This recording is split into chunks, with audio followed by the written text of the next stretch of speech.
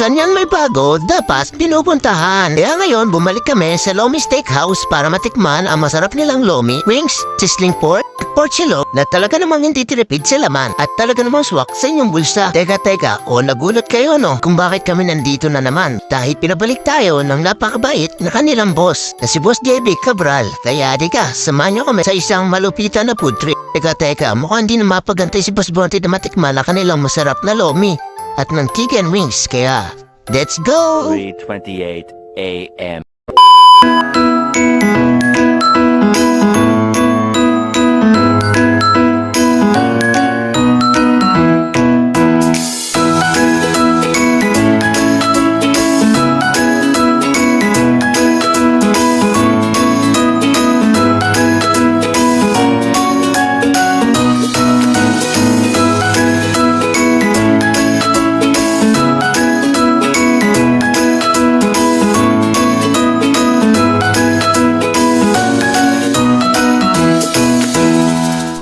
Seconds later. Mga kapatid yung hinihintay ng lahat. Yung mag-food trip, nagpo-food trip na sila. Ayan, si Boss Bonte, kinuha na yung kanya sizzling. What? Si Boss, Tommy Steakhouse. Salamat sa Lomi Steakhouse. Sigurado busog na naman ang mga ipis. Grabe ba? Subo ba? Napakasarap ng mga kapatid niyan. At si Boss Bonte, nakikita niya kumakain na siya ng part niya. Grabe, ang sarap talaga na pa niya pinakain. Mamaya, busog na naman yan. Tapos ko tumulit.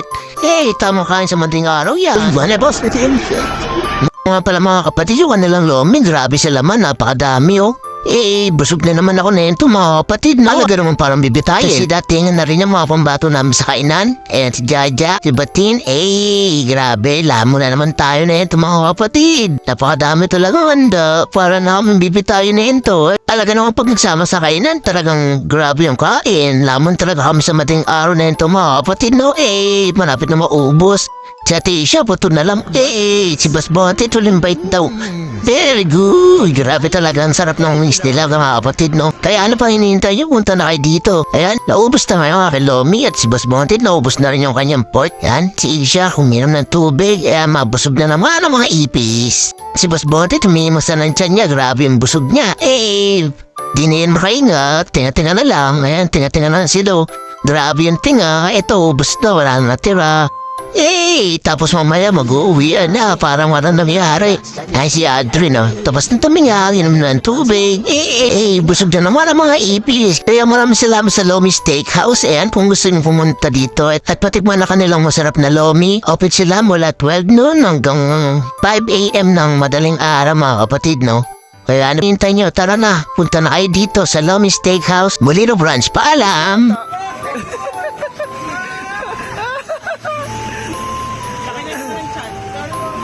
Boss, busog ka na naman? Tatlo sila, oh. Flat ang gulong. Grabe yan.